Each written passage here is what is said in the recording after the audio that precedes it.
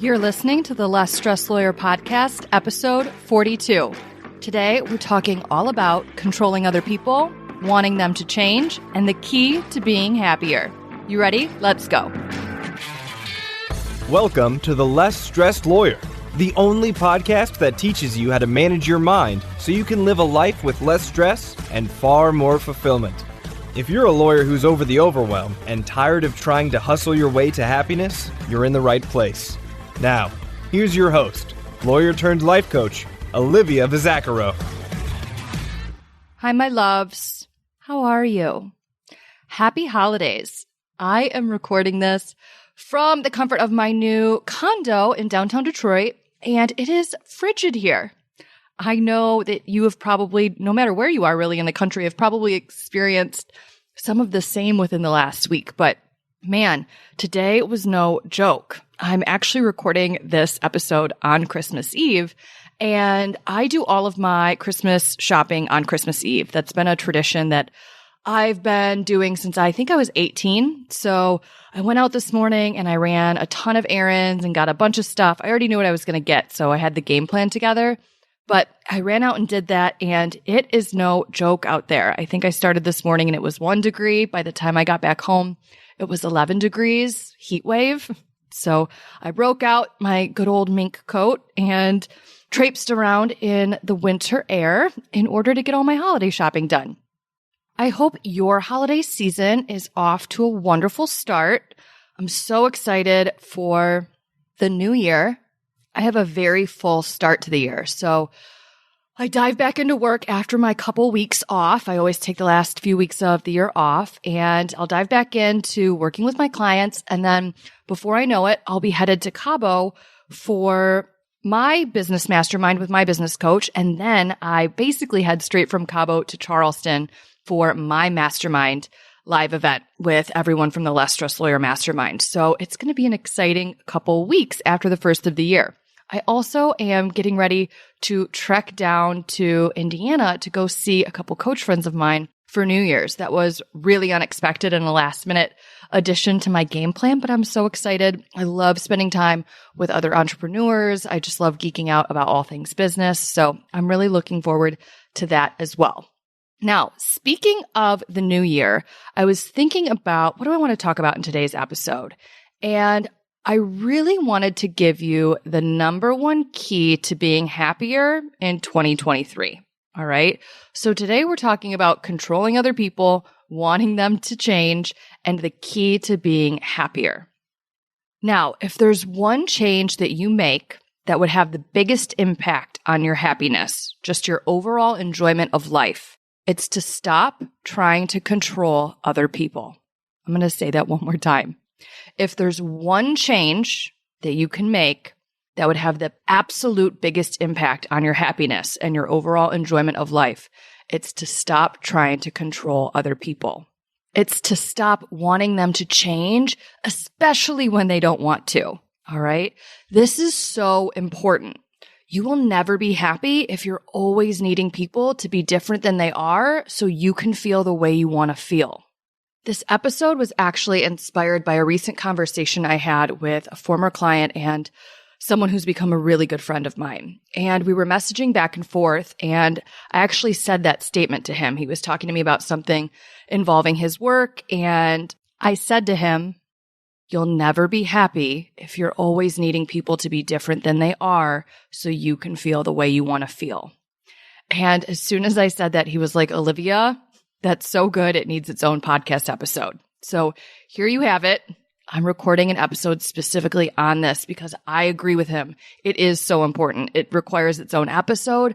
And if it's the single change you make in 2023, it will radically change the quality of your life. It's probably the thing that I coach my clients on the most, actually. When I first started my coaching business, and even in the pre-coaching business days when I knew that this is what I wanted to do, but I hadn't made the switch yet from practicing law, I assumed the thing that I would coach on the most would be time management. And I still coach plenty on time management, don't get me wrong, but the thing that I actually coach on the most is this topic. Trying to control other people and wanting them to change, and how it wreaks havoc on your ability to enjoy your life. So I'm constantly coaching clients getting them to stop trying to control other people, to stop wanting them to change or trying to get them to change. Not because you want to let people off the hook, which is normally the pushback that I get. It's because you attempting to control other people, which does not work, and constantly wanting them to be different than they are is a recipe for your own unhappiness. So we want you to stop trying to control them so you can have better quality of life. Now, I talked about this a little bit in the episode that I did on should thoughts, should thinking. But essentially, we all walk around and we have manuals, just like instruction manuals that come with the gadgets that we buy. We have instruction manuals for the people in our lives.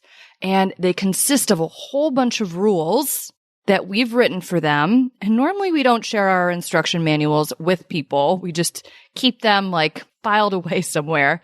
And when people don't act in conformity with the manuals that we've written for them, we end up getting really frustrated. And it's basically like our understanding of how the world should be is upset. It's all wonky. So what we do in order to right what we perceive as a wrong, we try and control other people to get them to behave in accordance with the manuals that we have for them, right? We think that they should do some things and they're not doing them. And then we feel frustrated because we're thinking that they should be doing it differently. And then in order to feel better, we want them to be different. We want them to fall in line and act in accordance with the rules that we have for them. The problem with this is that people don't like doing that. A lot of times what we want someone to do isn't what they want to do. Or even more simplistically than that, it's simply not what they're doing, right? Regardless of anyone's wants, it's just not what they're doing. So they're acting in a certain way and we want them to be different than how they're acting. So we end up arguing with reality, which causes us so much emotional suffering, unnecessary emotional suffering at that. Another concept that is related to this issue of trying to control other people and wanting them to be different than they are is that we actually usually think that we know best. We think we know what's best for someone else. We think we know what's better for them to do instead of not do. And so oftentimes we're really well-intentioned because we're thinking we know best. They're acting in a way that isn't quote unquote best as we define it. So we just want them to course correct and do the quote unquote right thing. And then everything would just be marvelous, right? The world would be back on its axis and everything would be great. The problem with this is that we all have differing opinions about what's best. And although there's not one right best, even if there were, people don't have to always do the quote unquote best. They don't have to do it that way. They get to exercise free will. They get to choose to do whatever they want, even if it's quote unquote wrong, which again is always just our opinion. It's never factually wrong. Unless you're talking about math. Math has right and wrong answers. But every other situation that we encounter in our lives isn't like math. There's different factual things that happen, and then we slap an opinion on top of that it's the right way to do something or it's the wrong way to do something. Okay? When we do that, and we think that there's a right way, and then someone else is doing it a different way than we perceive to be the right way, we get upset. We essentially upset ourselves because we're holding this opinion and we're thinking that they need to be doing it differently than they are. I was majorly guilty of doing this myself in my past life. Okay, so I wanted to tell you a little bit of a story from my own experience where this really sank in for me. Okay, when I was at my last job, I did not agree with how the firm management operated. I essentially thought everything should have been handled differently than the way that they handled it. I wanted us to reduce our overhead. I wanted us to market a certain way. I wanted us to modernize the practice. And I had been brought back once I left Big Law to work there under the guise of me being someone who would have a say in those matters. I'd be able to vote. I'd be able to weigh in. I'd be able to make changes. But upon returning to the firm, that didn't go as smoothly as I had envisioned. And I found myself constantly arguing with the way that things were being run. I wanted to control the firm management. I wanted them to change. I wanted them to be different than they were. And I kept walking around, causing all my own frustration by thinking the thought, You can't do it this way. You can't do it this way. They should be doing it this way, and they're not. Essentially, I just spent every single day thinking that they were doing it wrong. And I just kept wanting them to change. I wanted them to be different. And if you think that I was wanting all of this in silence, you would be incorrect. I was very outspoken about wanting them to be different, about wanting them to change, because I, in that moment, thought I knew the quote unquote right way for the firm to operate, the right way for the firm to be managed. So I wanted them to change so they could fall in line with the right way of doing things. Now, all this wanting them to be different, all of this trying to control their behavior to no avail, caused me so much resentment, so much frustration, truly so much outrage. I was towards the end there in a constant state of outrage. And then finally one day it clicked for me. I realized, oh, no. I'm the one who's wrong. I kept telling myself that you can't run a business this way. And it turns out you absolutely can run a business this way because they were, right? That's how they were running it. And I don't think that it was operating well, but it was operating. And some people didn't mind it as much as me. So again, that just underscores the fact that this is a subjective issue. I wanted it to be different. Other people didn't mind as much. We all have our own tolerance levels for other people's behavior and what they choose to do and what they choose to not do. And I remember so clearly the calm that washed over me when I realized, oh, they can run a business this way. They literally get to choose this. They get to choose to do it this way, and then I am empowered to make a choice based on their decision. And when you stop arguing with what people are doing and you just step into that acceptance of it, then your choices get really clear. They become super obvious. And typically you normally have 3 choices. You can, number 1, accept what they're doing and make peace with it. 2, you can stay and keep dealing with it, but hate it. I really don't recommend option number 2. And option number 3 is that you can make a change. And that's what I ultimately chose to do. I recognized that I could stay and try and make peace with it. But if I was being really honest, that was never going to work because I don't think there's any amount of thought work in the world that would make me accept and be on good terms with the decisions that they made. I have opinions, strong opinions on how a business should be run, and I just disagree with how they choose to run it. So I wouldn't have been able to get myself to a place where I could accept and make peace with it. The second option was to stay and keep complaining and keep hating it. And that was causing me a world of frustration. I don't recommend that option, like I said, at all. And then my third option was to leave. And ultimately, that's what I chose to do. And I left feeling really empowered to go out and start my own business and run it the way that I wanted to run it because, and this is absolutely true, that is the only thing that was within my control at the time. I cannot control other people. So it's a complete exercise in futility to attempt to try and control other people. It's not going to work. And the only thing that I could control was myself. So that's what I ultimately did. I controlled myself and I left and I started my own business. And now I get to run it however I choose to. I have all the power there. I get the final say. No one's going to disagree with me because I'm a solopreneur. So it's all up to me. And I love that about owning my own business now.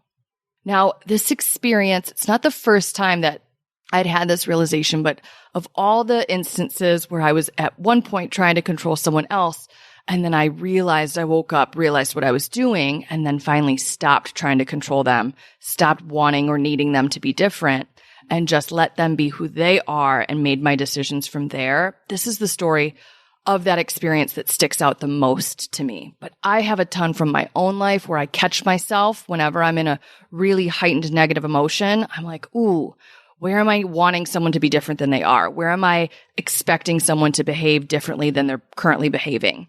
And when I catch it and I drop into that state of acceptance, I feel so much better.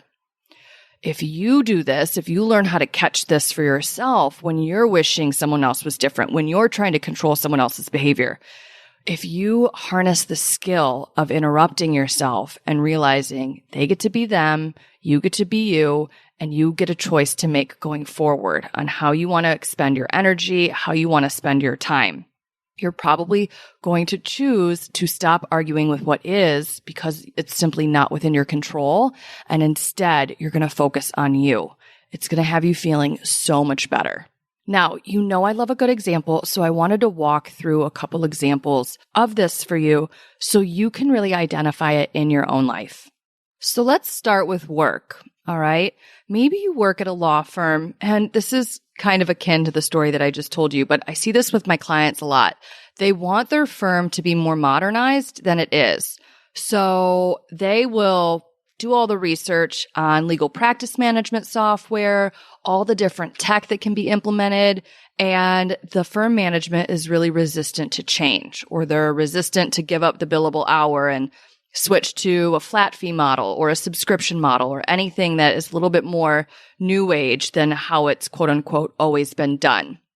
And my clients will derive so much frustration from these situations where they're wishing that the firm management was different than it is and more modern and more up to date and more up to speed than they actually are. And instead of just accepting that the firm management is the way the firm management is, and normally there should be no surprises here because the firm management's probably acting in complete accordance with how they've always acted. But regardless, my clients tend to get super frustrated and they think that the law firm owners are doing it wrong and that they need to make a change and that this is the bad way to do it or the wrong way to do it. And it leads to so much tension in the workplace. All right. Now, can you make suggestions? Of course you can. And I help people with that all the time. I help coach people to get them to where they're advocating for the change that they want and they're able to present the strongest case possible. Not from a place of frustration and resentment and annoyance, but feeling really empowered, feeling really confident and compelled and convicted that the change that they're suggesting is the best for everyone. But once you do that, once you communicate your request, and if it gets shot down or they don't make the change, even if they just give you some lip service, and they don't do anything different, you get to decide. You get to make the same decision I made. Do I stay and accept this? Do I stay and keep hating it? Don't recommend. Or do I leave? Like, is this worth leaving over? And most people unintentionally are picking option number 2 because they're staying, they're not making any change, and they just keep arguing with how it's being done. They keep thinking that the management's doing it wrong. I see this a ton with bonuses too. A lot of my clients will work at places either where there's no clear compensation model for business development and they want to make more money, but there's not really a path for them to do that. And instead of advocating for a merit-based system, they just complain about how it's done. Or another thing that I see all the time is where there is a merit-based system, but the person hasn't met the requirements. So if there's like a billable hour requirement or a specific business origination number that you need to hit in order to get compensated with a specific bonus or at a specific rate, people won't hit it and then they'll get angry with the firm because they're not making more money. And the firm gets to make whatever rules it wants to. You don't have to like any of the rules. But if you keep going to war with how your firm is being operated, you're going to be constantly upset. And it's not the firm's fault. I hate to be the one to break that news to you, but it's not the firm's fault. You're upsetting yourself with your expectations and with your attempts to control something that's not actually within your control. And it's a recipe to be miserable. So if you want to be happier, I highly recommend that you either pick option number 1 or option number 3. Accept it for what it is or leave. Both options are totally valid and they're going to make you a lot happier than picking that second option unintentionally. I also see this a ton. Speaking of compensation, I have quite a few clients that work for larger firms in an of-counsel capacity. And there are certain terms, conditions, and an agreement that you enter into when you become of counsel to a firm. And typically, it's a different compensation structure. And everyone knows that going in. And yet, the number of clients who are in this position that I have to coach on their thoughts about their compensation and how unfair they think it is that they make X amount and that other people within the firm make Y, whether the other people in the firm are the same age or the same level of seniority or less experienced. There's so much that goes on there, and people get so upset about it. And again, the firm is just acting probably in accordance with the way that it's always acted. It's following the same agreement that you signed on for. And here you are now wanting to modify the terms of that agreement unilaterally, right? And you're wishing that they were different. You're expecting them to change. You're wanting them to change. You're really in a state of needing them to change so that you can feel better. And it's so disempowering. So I want to invite you to stop doing this. Identify when you're feeling these really strong negative emotions. Where am I expecting someone to be doing something different than what they are? Where am I needing someone to change so I can feel better? And can you drop into a state of understanding that they're exercising the free will that they have, whether you like it or not? They're exercising their free will, and they're literally allowed to. I know so many people get frustrated with the overusage of the word literally, but this is the perfect time for it because people literally get to do whatever they want. They have free will. They get to choose. You don't have to like it, but you going to war with the choices that people make, with how they exercise their free will and constantly trying to control their behavior is setting you up for a world of frustration, a world of hurt, a world of discontentment.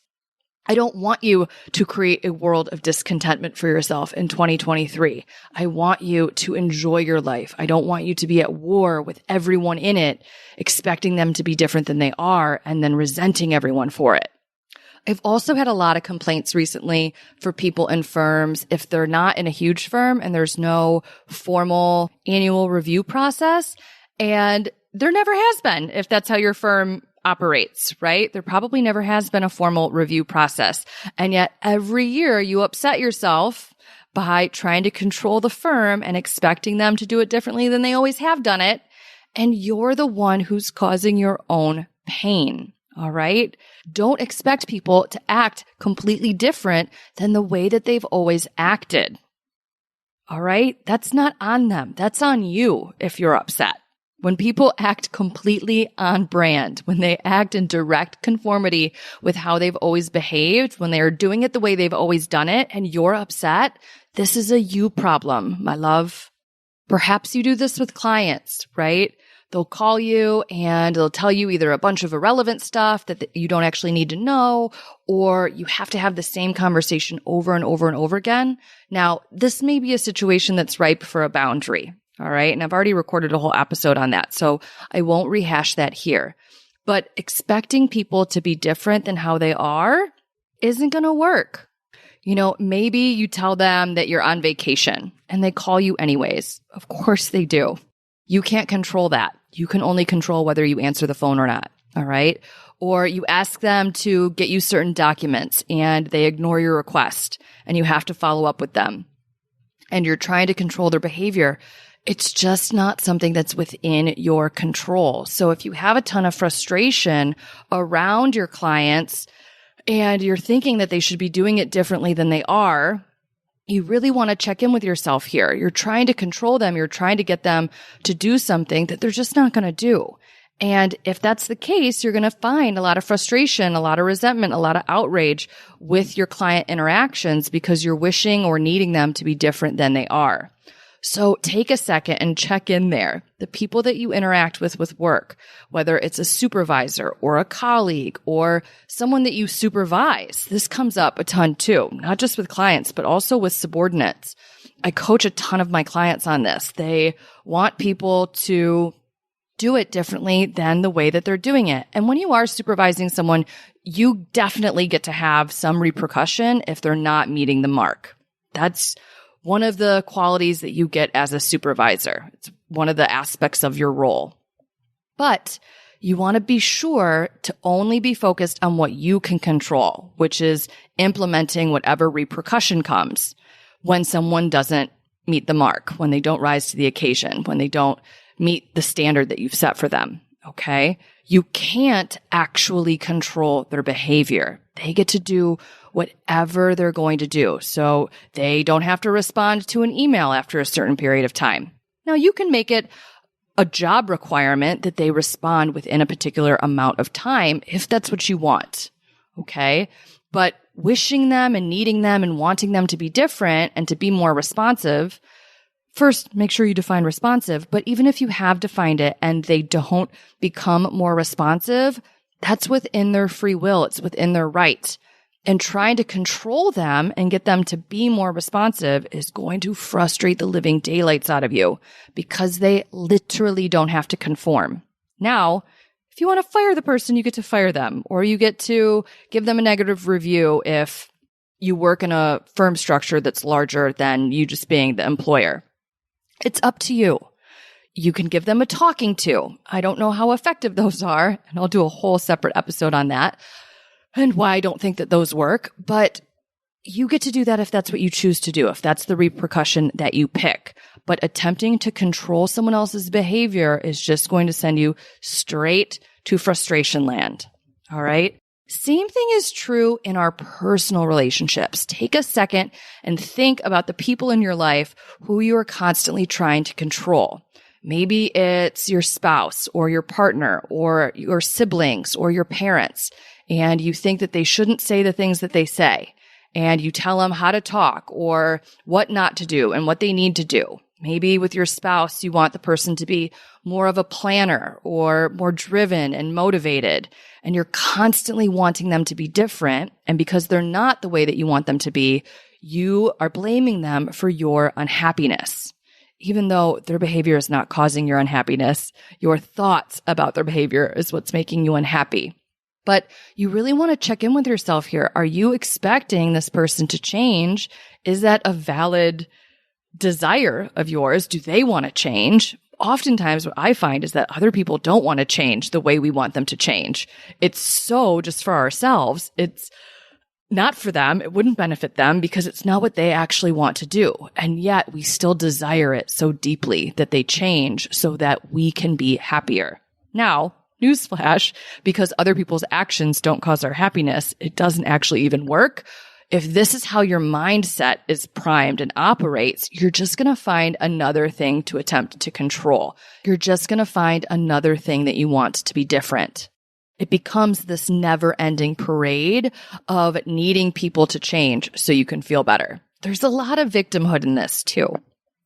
Again, I'm bringing the truth with this episode. There's a lot of tough love for you in what I'm saying here, but I'm saying it because of the massive impact making this change will have on your life. As long as you're attempting to control other people and needing them to be different than they are so that you can feel happy, you are going to be really unhappy. Mostly because you're going to feel super powerless and out of control because you literally are powerless and out of control over what other people choose to do. You know, when it comes to your friends and family, maybe you're thinking they need to be less opinionated or more supportive. And oftentimes we don't even really know what those terms look like, but we're just wanting them to be different than they are. I've told this story to a couple of my clients before, but I dated a man for a really long time. And one day we weren't seeing each other anymore, but we still had like a friendly relationship with one another. And I was joking with him and I said, you know, I really love you. I just wish you were a completely different person. And I kind of chuckled and laughed it off at the time. But after he left, he had stopped by my house to help me with something. And after he left, it dawned on me that I wasn't actually joking. I really did mean that. There were parts of him that I loved, and there were a lot of parts of him that I didn't love. And I really wanted him to be different than he was. And I spent a lot of our relationship trying to control his behavior. He also spent a large part of our relationship trying to control my behavior, which is why we were not a great fit. We're both just trying to control how the other one shows up rather than controlling what we actually control, which is ourselves and our own behavior. And it led to so much conflict, really unnecessary conflict. We could have just appreciated each other for who we were and probably gotten along much better. And this is really common. I want you to think about what relationships you have in your life where you're doing this. Where are you wanting someone else to be completely different than they are? And where are they wanting you to be different than you are? And can you see how it leads to so much unnecessary conflict? Maybe it's you don't want someone to make comments about the way that you parent. I coach a ton of my clients on that. Their parents, like the grandparents in the situation, voice a lot of different opinions about the way that their kids parent their kids, the grandkids, so to speak.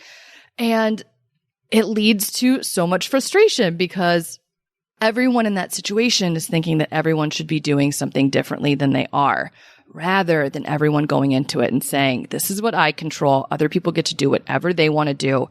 And I'm just going to focus on myself. All right. We do this with our friends too. I talk to a lot of people who think that their friends should be more thoughtful or make more of an effort. Maybe they need to text back faster or make more of an effort to spend time with one another.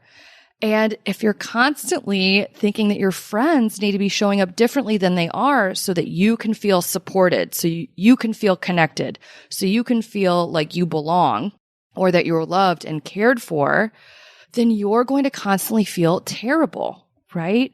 Other people don't make you feel those feelings. They don't make you feel supported. They don't make you feel appreciated. They don't make you feel connected or loved. You create those feelings with your thoughts about them. So you can generate those emotions for yourself at absolutely any time. You don't need them to change what they're doing at all in order to feel those feelings. Now, this concept that I'm talking about in this episode is really the main thesis of emotional adulthood. Emotional childhood is where you blame other people for how you feel. You make other people responsible for your negative emotions, which is never actually what's going on. You're always creating your own negative emotions with your thinking. But when you're in a state of emotional childhood, you are not acknowledging that truth. Instead, you're in a state of victimhood. You're in a state of blame where you're assigning responsibility to other people, which means you're outsourcing all of your power over your emotional experience. You're giving it away to them. All right.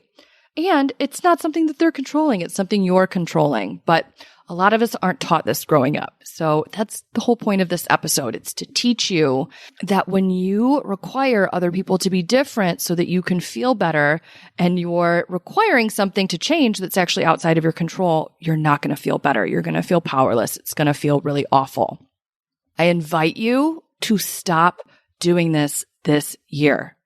Get in the habit of really paying attention every time you get upset. Am I attempting to control someone else's behavior? Am I wanting or needing someone to do something differently than what they are doing so that I can feel better? And if your answer to those questions is yes, you want to reclaim your power over your emotional experience. You want to identify that it's your thinking and you want to find the thoughts that you're thinking that are contributing to you feeling the way that you feel in that moment. And you want to take your power back. You want to acknowledge that you're the one making yourself feel that way. And you want to get to a state of understanding, a state of acceptance that they get to do it however they want to do it. And you get to choose to hate it. You can choose to accept it, or you can choose to make a change where you don't have to deal with it anymore. Those are your three choices. Always, always, always. All right. Like I said, don't pick option number 2. It doesn't lead to anything good. Okay. All right, my friends. I promise you, if you spend time this year making this shift and releasing your attempts to control other people and you stop needing them to be different than they are, you will be so much happier in the new year. Okay. That's my wish for you. I want you to feel more empowered, more in control over your emotional experience. I want you to feel more at peace emotionally. And the way to accomplish that is to stop trying to control the people in your life. Just focus on you. You're the only person you can actually control. Spend all your time and energy there. Okay. And remember, if you struggle with this, if you're like, Olivia, I get it. I know that this is the answer. This is the reason that I'm so frustrated and upset and resentful and annoyed and irritated all the time or disappointed all the time. If you know that this is your work, but you have no idea where to start, this is what I do. This is exactly what I help people with. This is what you will learn how to do in the Less Stressed Lawyer Mastermind. All right. I will take a microscope to your life in the best way possible. That might not sound like fun, but I assure you it is. It's so worthwhile. But we're going to take a microscope to your life and find all the different instances where you're trying to control other people. We're going to find all the different instances where you're wanting or needing or expecting someone to be different than they are so that you can feel better. And I'm going to teach you how to get to a place of understanding and acceptance and reclaim all that power over your emotional experience so that you can feel in control, so that you can feel better, and you can simply just enjoy the people in your life rather than resenting them and wishing that they were different than they are. All right, enrollment for the mastermind closes January 6th, okay? If you want to be in this upcoming round, and I promise you, you want to be in this upcoming round. Don't wait for the next one. Let's start this work right now so you can actually feel better way sooner. And plus, the live event in Charleston, February 1st through the 4th is going to be incredible. So you don't want to miss out on that either. So enrollment closes for this upcoming round, January 6th. Make sure you go to my website, thelessstressedlawyer.com. I know that's so many S's. thelessstressedlawyer.com/mastermind. Okay. Go submit your application. Spots are limited. So don't wait until the 6th. Get in, do it now. You might have some time off over the holidays. I know it can be a little bit of a hectic time. That's what I recorded the last episode for. So you could navigate this time with a little bit more intentionality and grace, but use this time to your advantage and make sure you go secure your spot. We will tackle this issue once and for all in 2023. You'll stop trying to control other people and you'll feel so much better as a result. It really is the key to having a much more fulfilling, enriching, happier life, and you're going to master it in the new year. All right. That's what I've got for you this week, my friends. Have a wonderful holiday season, and I'll talk to you in the next episode. Thanks for listening to the Less Stressed Lawyer podcast. If you want more info about Olivia Bizzacaro or the show's notes and resources from today's episode, visit thelessstressedlawyer.com.